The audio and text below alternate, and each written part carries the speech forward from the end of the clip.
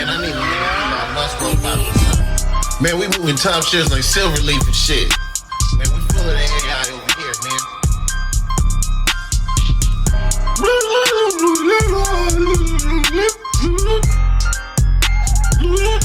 Kind of lame. Voila! It's your brother John Mack, aka Mindbender, backing that ass like a thong on Nell Carter. But you gotta know that in order for you to pay attention, you gotta remove your thinking cap for 4 seconds. You know, you can't hear when you're talking. So please, unless you got something better to say, sit back, strap on your seatbelt, and let the players play. Let's commence. So, with today's Death Row commentary, because you know, this channel spends a lot of time speaking about Pac, and when we don't speak about Pac, our numbers are even less than they're supposed to be. So, since they're less than they're supposed to be, let's raise them shits back up and let's get to a higher form of thinking. You know, when I talk with intelligent speech, very few care. But when I talk with an ignorant glare, a lot of them stop and stare, hit the like button, and subscribe. So, what would you rather see a brother do? Pretend to be Pootie Tang, or give y'all some intellectual conversation without leaving you on the hang? I don't know, ask Tony Hawk and them. They got the skateboards. I'm just a brother with a mic cord. Skirt! Now pump the brakes. So, in today's commentary, let's talk about Death Row Records. When we first saw Death Row Records come out, we heard a single called Deep Cover. Snoop Dogg was on top of his A game, and Dr. Dre was ready to hit you with some more of that production flame, fresh off the Niggas for Life album. And that album was a classic. You know, a lot of people sleep on that album because The Chronic came out, you know, maybe a year later and was so dope and so impactful. It made people forget how much Dr. Dre's sound improved from Straight Outta Compton and Niggas for Life. Because when we got that Death Row, I was iffy, you know. The very first single, if I'm correct, was not distributed through Interscope. It was distributed through Epic on the Deep Cover soundtrack, and it was Death Row's first introduction. You've all seen the video at Chasen's where they're announcing a new springing of Death Row Records, which allegedly was originally called Godfather Entertainment on Harry O's side. And as far as Dr. Dre went, the DOC quotes something about the label being called Future Shock. But ultimately, both of those are foolish lies. You know, these people come with any kind of jargon, and Dr. Dre might have had a thought of calling it Future Shock, and Harry O might have had the premise of calling it Godfather, but ultimately, what they chose is what it will be, Death Row Records. Now, the real question is, who really created the Death Row Records symbol? I've heard that HEN created it. Some people, through underground markets, have even suggested that Risky Business helped put that together, but Risky Business wasn't a part of the original Death Row. He didn't come till later, so that's almost impossible. And we knew nothing about HEN previous to any of the music. So, where did HEN draw his inspiration for Death Row Records? But most importantly, where did Suge and Dr. Dre come up with their reference to Death Row Records? You know, I heard it was called Death Row originally with the DEF, but that was a copyright infringement on Def Jam Records, so they couldn't use Death Row. They ended up going with Death Row. I wonder why. Well, during the time, the marketing ploy and scheme was the Death Row inmates, as they so called them. Depictioning young brothers in and out of prison onto a rap label. And that's allegedly how real the label was supposed to be. I'm sure Dr. Dre schooled Suge Knight and said, keep it about the records. But as Dr. Dre became disgruntled with Suge philandering his baby mama, yeah, you know who, Michelle A., and decided to take a hike. But it really wasn't until Tupac Shakur got there, in which you had to feel like Dr. Dre was getting a little tired of the shenanigans. Although he was very much a part of the shenanigans until he didn't want to be no more. So who really created the Death Row record label symbol? Well, let's find out. Okay, around the breakdancing era, he was probably in jail most of the time. We didn't get to see his art and his graffiti. But we started seeing the tattoos that he was doing on homepage. From the pen, they was, from the pen and on the streets. Mostly from the pen. He's doing tattoos. He's good, like, bro. So that's why I know him for that. It was always more in the streets where I knew Hen Dog from, because that's where that's where his heart was at. It was with the homies, what's going on in the street, and we not gonna lose no battle. Was Hen Dog pretty much under Timmy? Yeah. He was under Timmy. Yeah. He was under Timmy. Okay. Shout out to Timmy. Shout out Big Homie. He was under Timmy. And it was pretty much Hen Dog that went with the insane mob gang. Did he pretty much? Yeah, they pretty much enforced that more than anybody around there. IMG. He was very artistic with the way he approached things. I guess that's from him being an artist. He's seen things that a lot of dudes didn't see. I bet he had some nice hit-ups on the wall and everything. Yeah, no, when he write on the wall, when Hen Dog write on the wall, it was classic because it's gonna look good. It's not a rush job. It's gonna look good. Yeah. Everybody else go through there rushing and getting things done fast, but his is gonna look better. Yeah. We gotta hurry up. The cops coming. yeah. But like I'm gonna tell you, okay, we have certain spots where we can go and just write all you want all night. Mm-hmm. You know what I'm saying? Like, you get the spray paint, you have certain spots in Compton, you just go right all night. They know you ain't got to worry about the police or nothing. Was any of the other homies pretty good at writing, doing art? Who else was good at hitting up on the wall? 7-0. 7-0. Stay. Capone and them. Raylo, Boxer, all them. Hey, Capone, Black Capone? Yeah, okay. And for y'all that don't know, Black Capone, he's a brother. Hell yeah. They think they're all racist, but no, they got some brothers in there.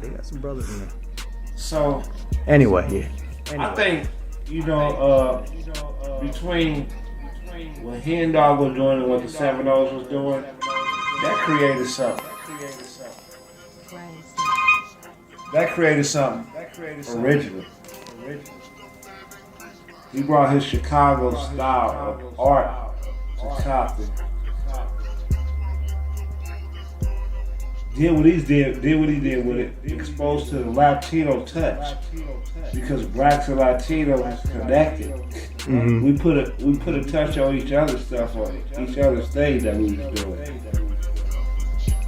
And Hen Dog made something good, man. That drawing, that Death Row drawing, that's classic. Oh, no doubt. No doubt. I can tell you right now,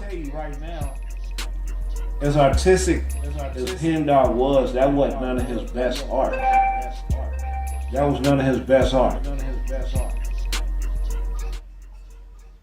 Now, first of all, let me put some respect on Hen Dog's name. Rest in peace to the Double OG for his great contribution towards hip-hop and hip-hop gangster artwork. Now let's commence. Hen Dog was a part of one of the most controversial moments in death row folklore. You see, he did the incredible back album cover to the Dog Pound album.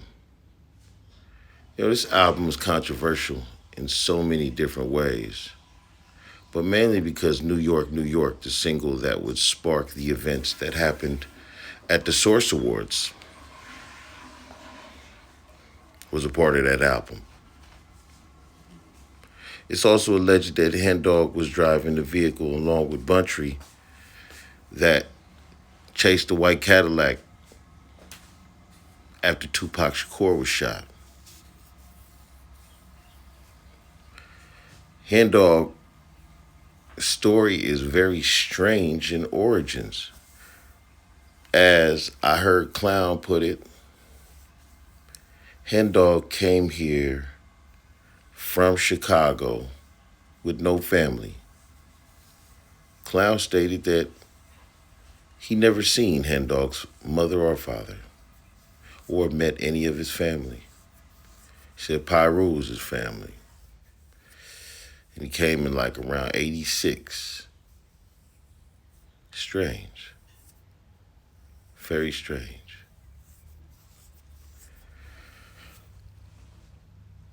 It's stories like that that always get me to scratching my head. But, as you heard Clown put it, Hen Dog is a very integral figure in the origin of West Coast graffiti and artwork. Originally from Chicago, Illinois.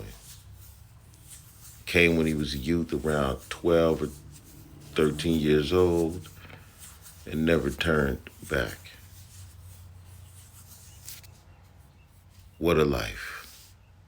But if you had to ask me, this is where I believe the Death Row Records origin began.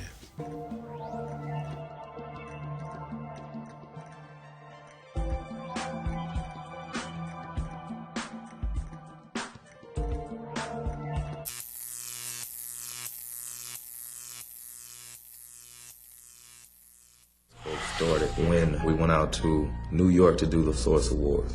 And Mr. Knight went on stage, and he's in New York City, and we all know Puffy's from New York City. Any artists out there want to be an artist and want to stay a star, don't want to have to worry about the executive producer trying to be all in the videos, all on the record, dancing, come to Death Row.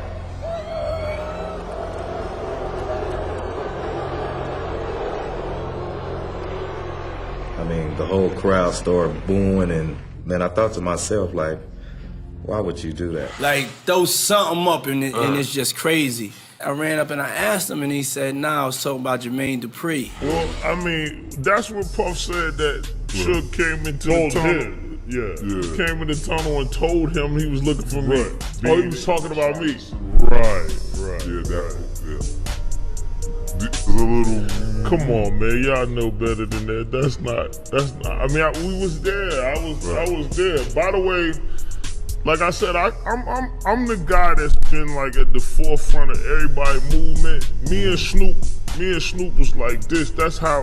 That's how I came. Like, so. The East Coast don't love Dr. Dre and Snoop Dogg. The East Coast ain't got no love for Dr. Dre and Snoop Dogg and Death Row. Y'all don't love us? Y'all don't love us? Well, let it be known then. We know y'all East Coast. We know we at East Coast and else. I'm the executive producer that a comment was made about a little bit earlier.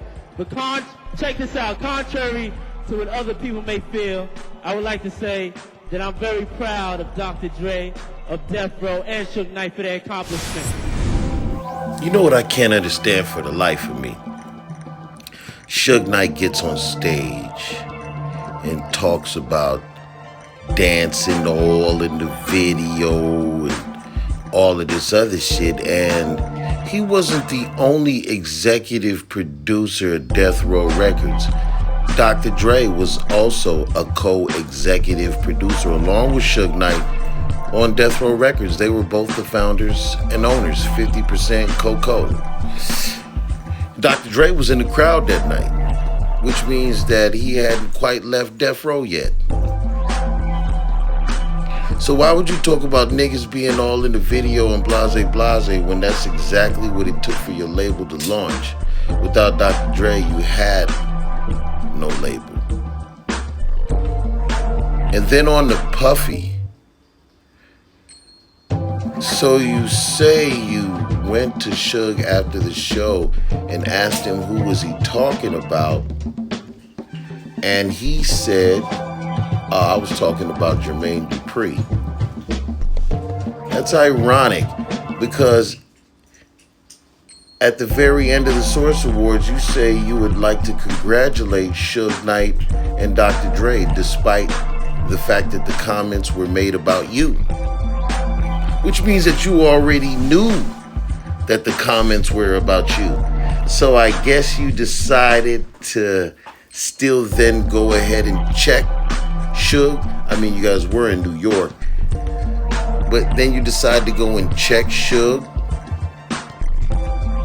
and find out who he was talking about. And as far as Snoop goes, yelling and shit all at the end of the show. Snoop, wasn't it you that said Biggie got on the radio and said y'all gonna let Snoop Dogg and the Dog Pound and Tupac ride 6 foals in the snow and diss New York? Somebody get with them. And Snoop reported sniper fire coming through his trailer and Frank Alexander helping him. Strange. You'd like to thank Dr. Dre and Suge Knight for their accomplishments, but their accomplishments seem like Ruthless Records accomplishments. It's just my opinion. Whose idea in the Express Yourself video was it for Ice Cube to be holding a basketball while he was in jail? All of a sudden to end up as the helm of the Big Three basketball league. How ironic. A little different than the fat boy named Doughboy and Boys in the Hood who was carrying the football, right? And why is Dr. Dre stranded on death row way before he's on death row? You know, it's funny. They called them the death row inmates as far as the artists went that were on death row. You know, Corrupt, Daz, so forth and so on. But, you know, many years before the Dog Pound had an album, which I think came out in 1995. In 1988, Dr. Dre was in a video called Express Yourself, in which he sat down on the electric chair and was fried something miserable. As you can see the depiction here in the screen. And the death row inmates. And remember, don't forget, skee-bee-dee-bee-dee-bee-dee-bop-bow. Remember, Eazy-E was in jail and he jumps through a screen on the video and glass shatters everywhere. So it seems like the death row plot had already been established. You know what they call that in TV world? They call it pre-programming. Only one smart enough to handle that vision, if you ask me, is Ice Cube. No wonder he scripted himself out the group first.